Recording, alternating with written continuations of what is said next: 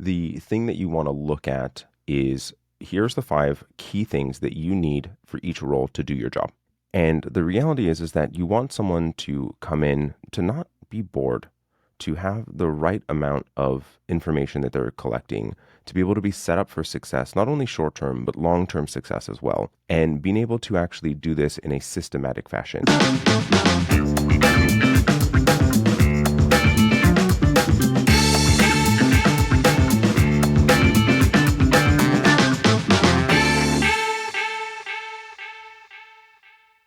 Hey everyone, today we're going to be talking about one of the areas in agency world that I feel like is quite overlooked as an opportunity for your growth, and that's ultimately the onboarding of your team, making it so that it's not rushed, the kind of learn as you go model, if you will, where the team's experience is quite lackluster, and moving to a truly intentional onboarding process that sets your team up for long-term success.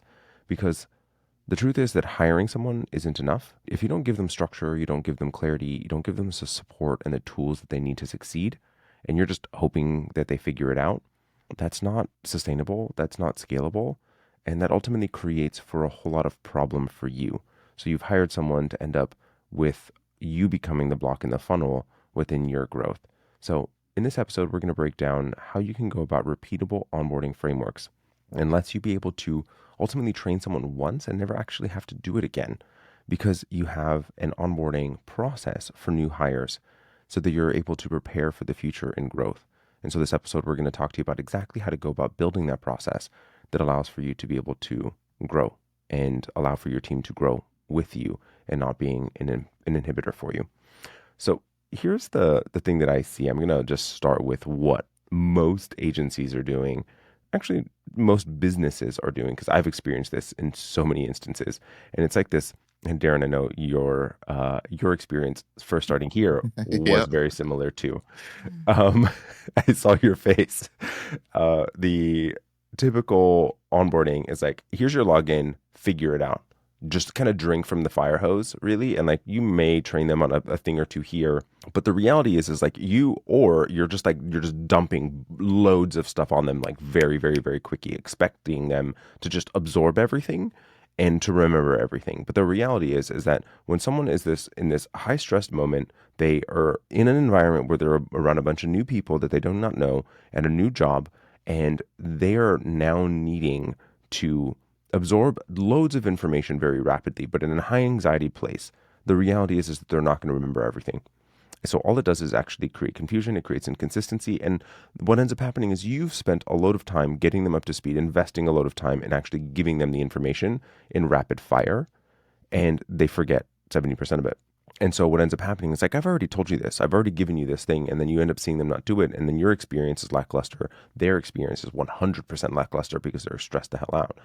And it creates for mistakes during onboarding. It creates for low confidence in themselves, for them to now feel like they don't have the confidence because they've already been told this. They're aware that they've been told it, but they don't remember it.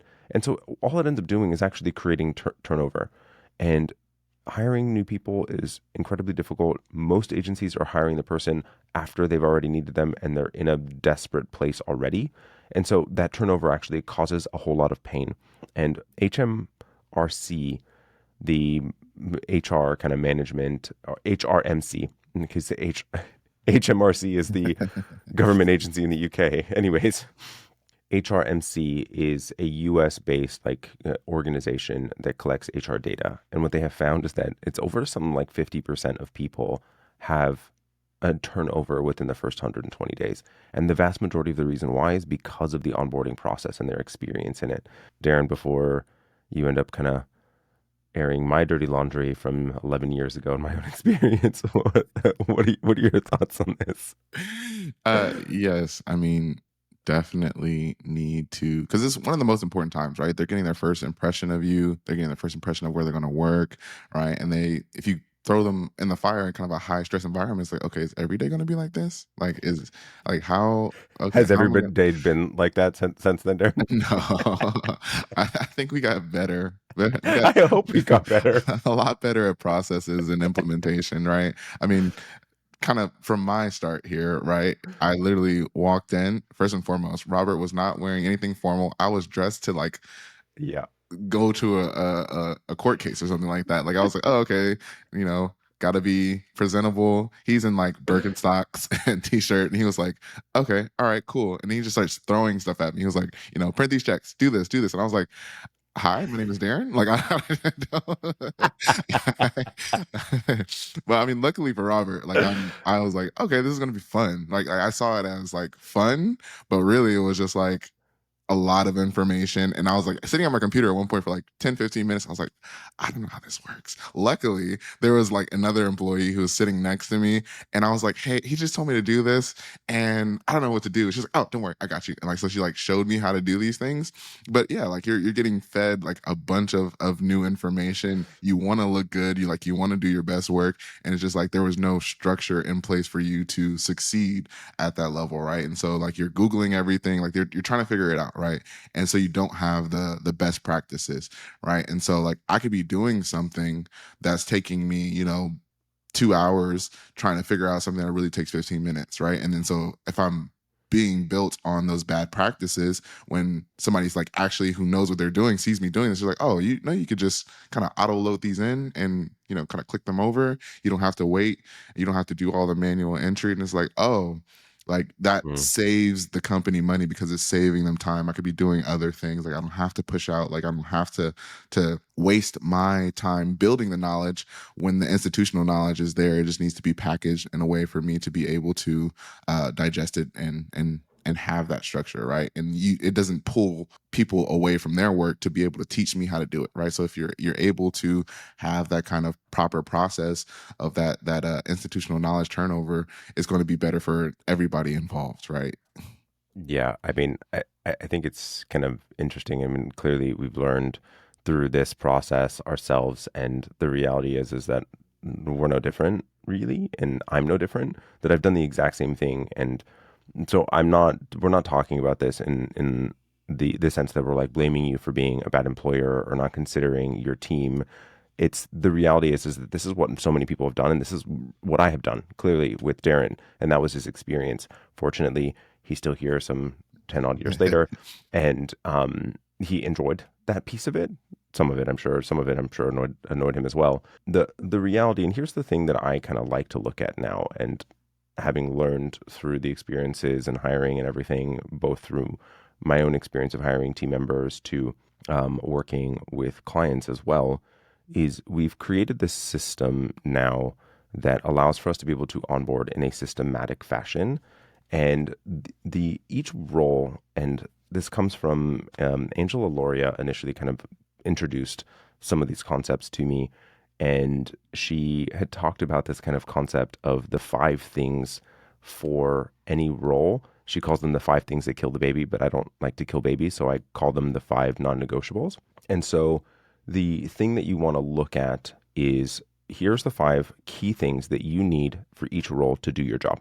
And the reality is that you want someone to come in to not be bored, to have the right amount of information that they're collecting, to be able to be set up for success, not only short term, but long term success as well, and being able to actually do this in a systematic fashion. So if you were to take the first week, the reality of it is that person should be introduced to their team, they should be getting logged into their computer, they should be learning about the softwares, they should be understanding those like key components that kind of goes across most of the people at the organization, and then some software that's specific to them. And so even going through just like software certifications, if they don't have those experiences, the company tools, role expectations, live shadowing people, just getting to know people, going to lunches, like that sort of thing, that just allows for people to not feel that level of anxiety because they are just starting in a new role, in a new function.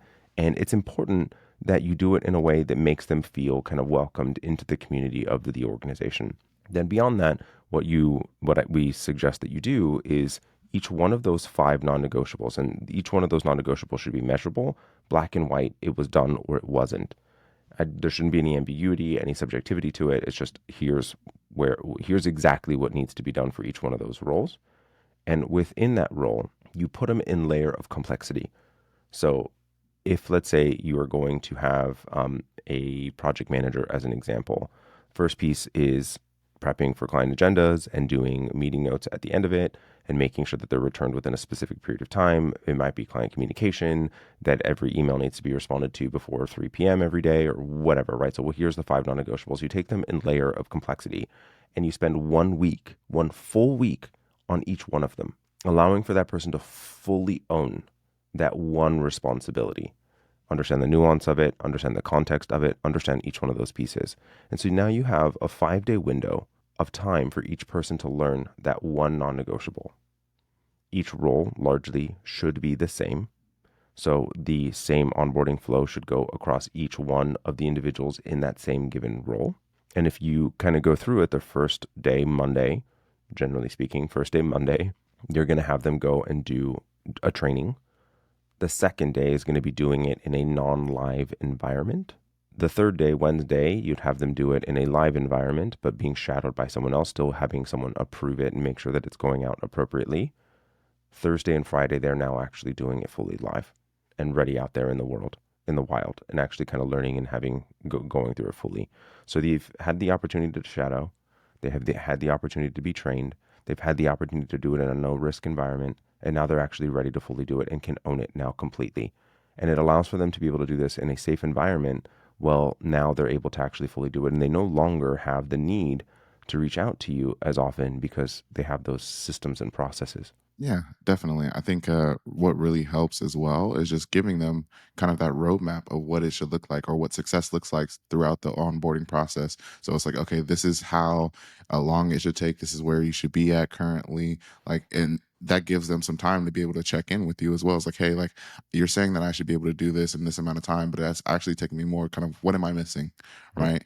And so that way, also, I think pairing them with somebody that is in the current role, if you have somebody that's in the current role that can give them that kind of feedback quickly, so it's not like they're waiting the whole day for you to get out of meetings so they can figure out like, oh, like this is something I was working on at the start of the day, but now it's the end of the day when you're free, like it doesn't set you back, right? So Mm. and just kind of having somebody there with them will allow for that process of like, okay, this is what it looks like, this is how I would approach it, but like give me the kind of the ins and outs of my job, right? So where do I have some leniency? Like where I want to know the kind of the overall workflow, the overall culture flow of the job as well, right? And just I want to know what success looks like so I can make sure that I am successful in my role and kind of where I'm at. So I think those are some of the key things that is going to allow for them to be able to onboard faster, right? And as well, I know that there is a schedule per se, right? Some people will accelerate faster than others, right? So you can Mm. fine tune and adjust the schedule as it goes along. It's like, oh, well, this person is actually more advanced than,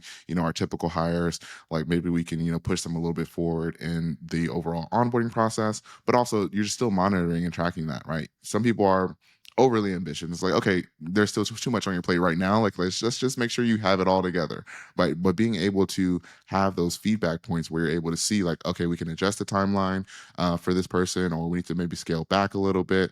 And I think what really happens is people hire people too late, right? They don't have that kind of that forecast of like, oh, I'm going to need this person in 2 weeks because our pipeline is full here, right? Or I'm gonna need this person. So it's like, okay, we got the new job. The new job is cleared. Like, let's hire somebody right now. They need to be able to do the role right now. They need to be able to produce right now. And it's like that's very unrealistic. Yeah, I'm already at a temperature. I'm fully boiling over now, so I need to bring the person on. We've done several episodes on how to go about planning around that, so take a look at that. We'll include them in the show notes. I don't remember the episode number at the moment. The other thing that I would say here that I think is really important, and I agree in what Darren's saying, is that you can always make a slight adjustment to what's happening. So someone that is more advanced or less advanced based on what you currently have as that training protocol. But even for the person that is more advanced, if you will, and has already done some of these pieces of the role, that has the experience, whatever. The thing that I have seen even with those individuals is that the pressure on themselves is really high. Those overachievers, if you will, and I'm speaking from personal experience, that overachiever ends up creating anxiety themselves for themselves by being that overachiever and having high expectations of themselves.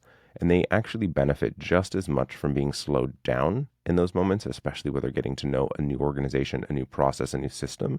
Because the thing that ends up happening in those circumstances is that you have someone that comes with the experience. But the reality is that in a lot of instances, people were trained really badly them in their prior role. So you kind of need to take it slower to untrain the bad components of it and making sure that they're following the systems that you want them to follow. the ones that are important to you. So even in those examples, I would still be careful to vastly accelerate it beyond where you currently are and still make sure that they go through the steps and go through the motions. And the reality is that consistency in each function and each role is pivotal to success and not just pure entertainment. If someone isn't willing to go through the reps, then the person likely isn't right for the role. The other thing that I wanted to hit and how you can actually do this in perpetuity and not have it be such a huge time intensive piece, because what I'm describing right now, what Darren and I are describing right now, is not an insignificant amount of investment in this person. It's a significant amount of investment. So here's what I suggest that you do as you build each role. And I don't want you to go through and think, all right, I've got 10 roles in the organization now. I'm going to go and build these systems, the onboarding plans, the SOPs, the frameworks, the things all right now.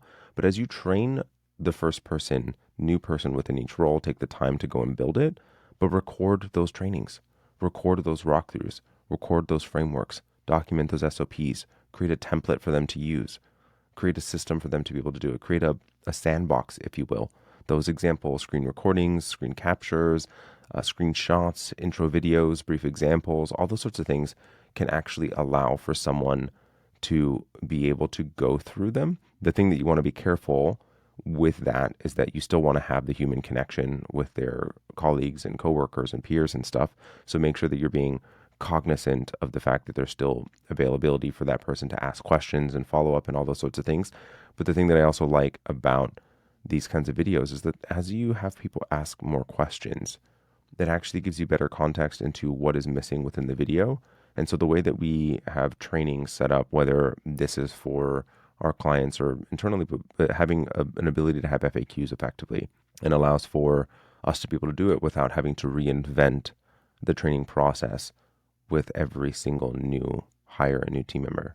Yeah, and I think they become increasingly important overall throughout the operations because you may do something in your onboarding today that you don't do for months later, and it's like I remember you telling me about this.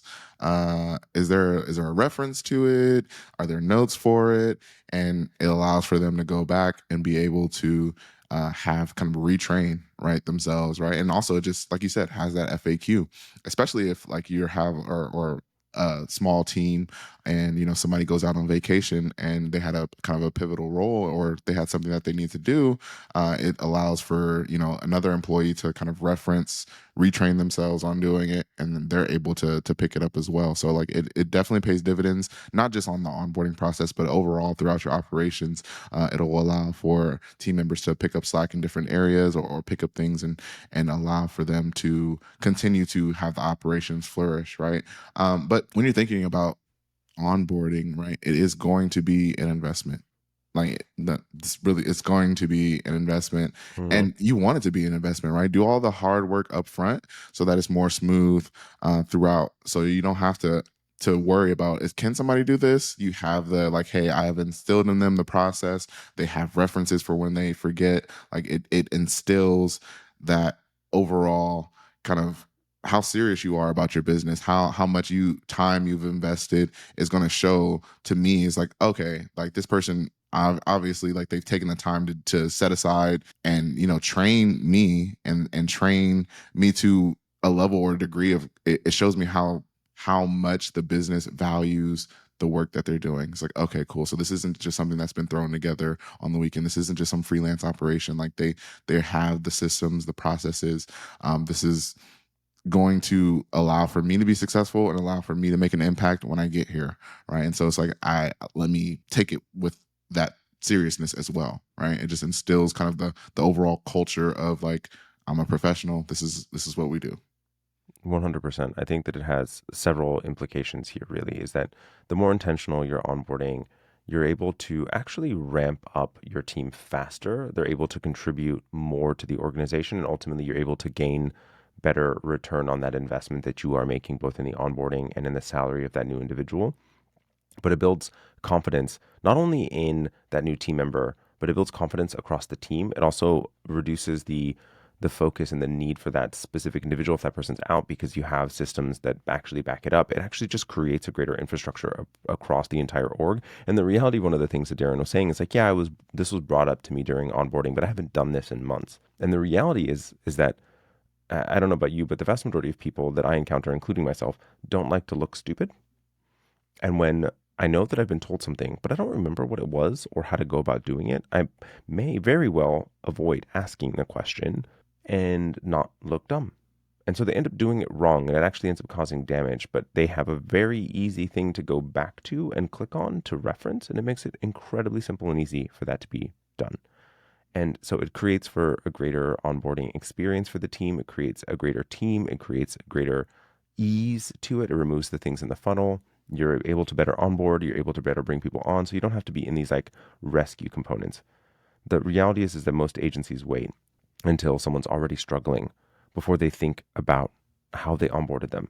They're already out the door. They've already completely disengaged or disenfranchised or fed up with the role. But by then it's too late. You're playing catch up, or you're trying to save the person. And the reality is that you're not. You have already made the mistake and it's too far gone. So creating a self-sustaining onboarding process that's really thoughtful gives your team what they need to succeed without consistently needing to pull you back into the weeds. Invest in each one of your roles once, and it's going to pay off every single time you need to make a hire, every single stage of growth for you. If you want a team that runs without you being at the center of every task and everything, this is how you are going to build it. Thoughtful onboarding isn't just extra work. It is how you build the freedom that you're looking for.